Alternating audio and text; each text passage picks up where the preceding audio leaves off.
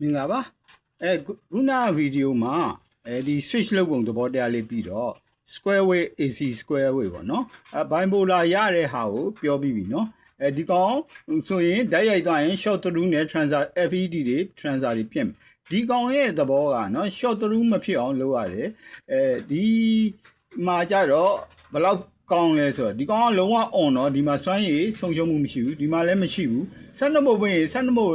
နီးပါးပြန်ရတာပေါ့ဗျာနော်အဲ့တော့ဒီ supply ကိုမြင့်ကျင်လဲဒီ FET ခံနိုင်ရဒီခလုတ်တွေခံနိုင်ရှိလို့မြင့်ထက်လိုက်ရင်ဘိုးတွေအများကြီးကို on လုပ်လို့ရတယ်နော်ဒီ class D idea တော်တော်ကောင်းတယ်နော်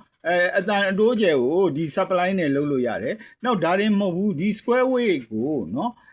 230ဘို့ခံနိုင်ရှိတယ်ခလုတ်နဲ့လုပ်ရင်230ဘို့square wave ရတယ်password modulation နဲ့လုပ်လိုက်ပြီဆိုရင်ဘာရလဲဒီ password modulation ရတယ်ပြီးတော့ဒီထဲကို fader လေးနဲ့ဖြတ်လိုက်တာနဲ့sine wave လုပ်လို့ရတယ်เนาะ sine wave ထုတ်တာကအဲ့ idea တွေသုံးတယ်เนาะလက်တွေ့မှာเนาะတခါတည်းpower supply ကိုက solar cell နဲ့ထုတ်ကြတဲ့ကွာ200ကျော်ထုတ်ရင်200ကျော်ရတဲ့ square wave ကို password modulation လုပ်လိုက်ရင်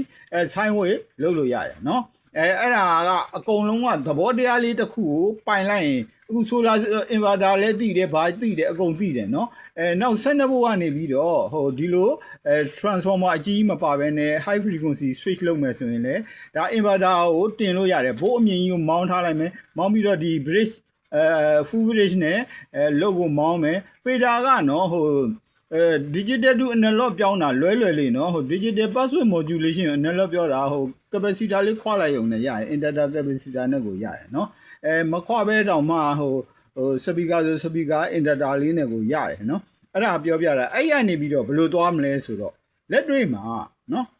FET လေးလုံးကိုတက်လိုက်တယ်ဟုတ်လားဒါပဲ FET လုံး gate မှာ on မယ်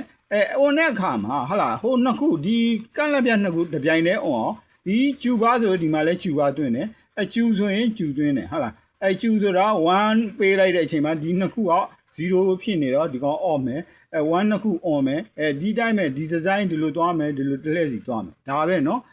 very easy ပဲเนาะ idea very easy ပဲလက်တွေ့လုပ်ရင်တော့အခက်အခဲလေးတွေရှိလာတယ်အဲ့ဒါကိုဆက်ပြောအောင်